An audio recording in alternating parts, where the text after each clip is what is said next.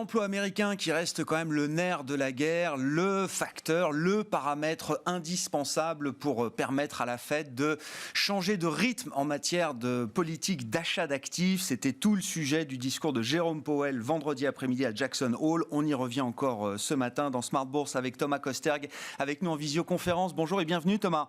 Merci d'être avec nous. Vous êtes économiste senior US de Pictet Wealth Management. Effectivement, vos commentaires sur le discours de Jérôme Powell. Avant le discours de Jay Powell, vous disiez que la Fed pouvait se préparer à un tapering pour sa réunion du mois de novembre. Je crois qu'après le discours de Jérôme Powell, vous avez entériné et écrit à nouveau cette idée, Thomas.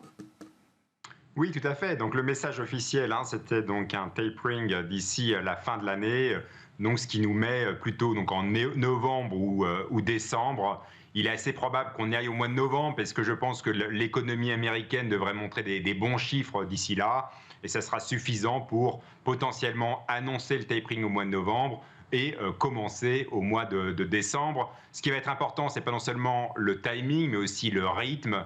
À l'heure actuelle, la Fed achète pour 120 milliards de dollars de titres. Je pense qu'on peut aller vers une première réduction autour de 15 milliards de dollars, donc ce qui ferait une réduction très progressive qui s'étalerait sur l'année 2022 pour qu'en fait la première hausse de taux n'arrive pas avant 2023. On va reparler des hausses de taux, mais vous dites les chiffres dans l'intervalle sur l'économie américaine seront sans doute encore bons. Le premier test, ça va être cette semaine avec le rapport mensuel sur l'emploi, notamment vendredi. On avait eu de gros chiffres en juin, en juillet, avec des créations d'emplois proches du million à chaque fois pour les 2 derniers mois. Est-ce qu'on peut imaginer un chiffre de cette ampleur également pour le mois d'août à nouveau, Thomas ? Oui, je pense que c'est pas complètement impensable d'avoir encore à nouveau un très bon chiffre. Le gros sujet du moment dans le marché de l'emploi américain, c'est la fin des allocations chômage extraordinaires. Donc c'est au tout début du mois de septembre. Donc il y a la fin de ces allocations chômage extraordinaires. Je rappelle qu'il y avait un abondement fédéral en plus des allocations étatiques de 300 $ par semaine, donc ce qui est juste très important. Ces allocations chômage au niveau fédéral donc, vont arriver à leur fin. Elles sont déjà arrivées à leur fin dans plusieurs États républicains qui ont déjà décidé de mettre fin à ce système. Donc on a déjà d'ailleurs vu, à mon avis, un impact sur l'emploi. Donc là, ce qu'il faut regarder, c'est est-ce qu'en effet, il y a un retour dans l'emploi de certaines personnes qui faisaient un arbitrage potentiel entre les allocations et le retour à l'emploi. Deuxième point, il y a quand même un risque pandémie, il faut quand même le dire, puisque les hospitalisations sont en train de remonter, puisque les États-Unis sont touchés par le variant Delta, comme beaucoup d'économies mondiales à l'heure actuelle. Malgré tout, je pense que ce qu'on voit sur les chiffres, c'est que les demandes d'embauche ont juste explosé à la hausse. Donc il y a une très forte demande pour les employés. Tous les indicateurs de confiance des entreprises, notamment liés au marché de l'emploi, sont bons. Donc grosso modo, je pense que c'est un marché de l'emploi qui devrait bien se porter, notamment aussi avec ces allocations chômage qui arrivent à leur fin, qui pourraient avoir un boost marginal mais néanmoins important sur l'emploi au mois d'août. Justement, là, sur le thème de l'emploi, Thomas, et c'est vrai que depuis que la FDA américaine a donné son approbation définitive au vaccin Pfizer-BioNTech notamment, on voit bon nombre d'entreprises estimer qu'il y a un terrain juridique suffisant pour imposer la vaccination aux salariés qui voudraient revenir en présentiel. Est-ce que cette situation peut être un nouvel accélérateur, entre guillemets, de la vaccination et de la barrière vaccinale aux États-Unis ? Tout à fait. Donc, concernant la pandémie, le choix des États-Unis, quelque part, le choix implicite, c'est de dire qu'on va vivre avec le virus. Et donc, on va coexister. C'est la coexistence avec le virus. Les États-Unis sont donc dans une stratégie d'aller vers une 3e dose pour doper l'immunité. La 3e dose qui va donc arriver 8 mois après la seconde dose de Moderna ou de Pfizer. Donc ça va être relativement tôt. Je rappelle que les États-Unis ont commencé à vacciner au mois de décembre dernier. Donc on est sur un schéma où on incite à la vaccination et on fait des vaccinations finalement quelque part récurrentes. Concernant, il y a quand même un sujet du variant Delta qui peut impacter les entreprises, puisqu'il y a quand même potentiellement une crainte chez les consommateurs liée à certains services. Est-ce qu'on sera prêt à retrouver, le retrouver dans les loisirs, se retrouver dans les restaurants? Il y a toujours quand même une question là. On voit sur les chiffres de voyage aux États-Unis qu'il y a un peu un déclin du nombre de passagers dans les aéroports américains depuis le début du mois d'août. Donc on pourrait voir une certaine inflexion liée au variant Delta. Mais encore une fois, moi je voudrais insister sur la big picture qui est que on a quand même l'impression que le variant Delta va se cantonner à la microéconomie et que ce ne sera pas forcément un sujet macroéconomique dorénavant.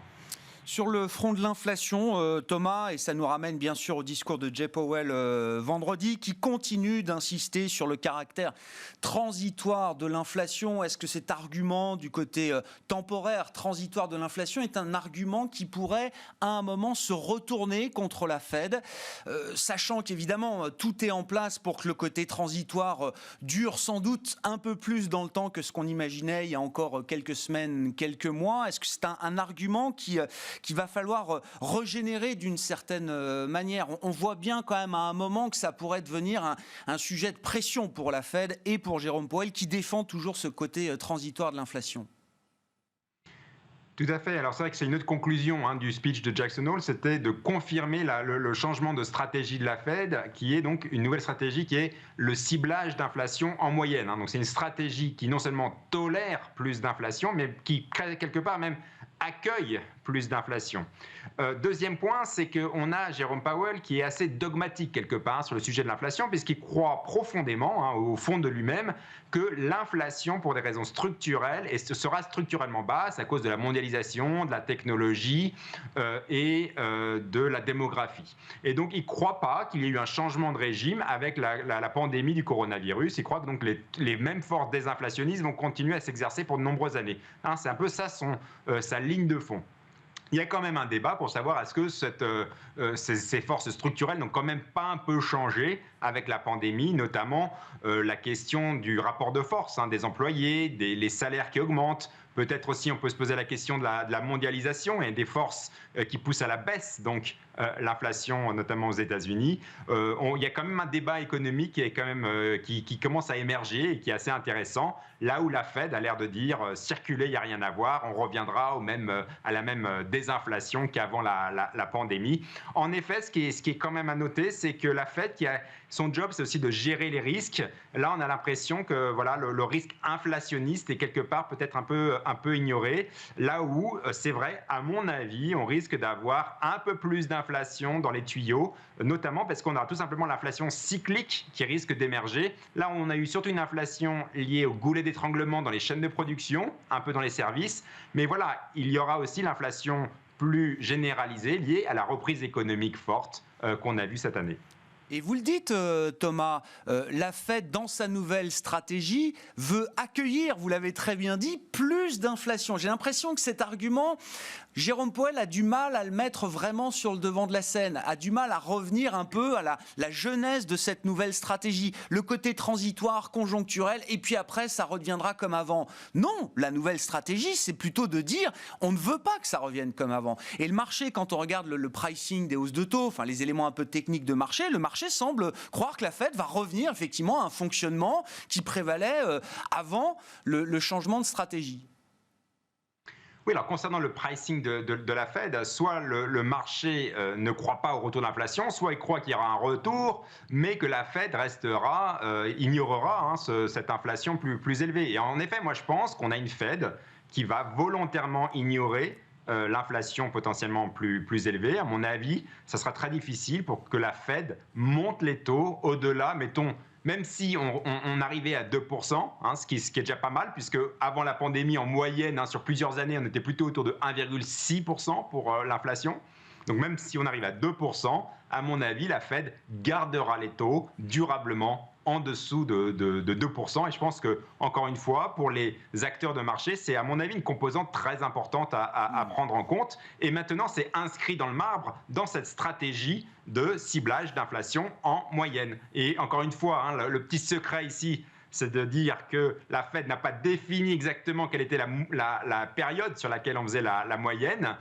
Et donc, ça donne beaucoup de marge de manœuvre à la Fed pour ignorer une inflation temporaire et potentiellement ignorer 2 ans d'inflation. Bon, on surveillera ça. Le prochain grand rendez-vous pour la Banque centrale américaine, ce sera le comité de politique monétaire des 21 et 22 septembre avec les nouvelles projections économiques, notamment du staff de la Réserve fédérale. Merci beaucoup Thomas. Thomas Kosterg avec nous en visioconférence depuis Genève, économiste senior en charge de suivre les États-Unis chez Pictet Wealth Management. Voilà pour cette édition de Smart Bourse, la mi-journée. On se retrouve ce soir en direct à 17h sur Bismart.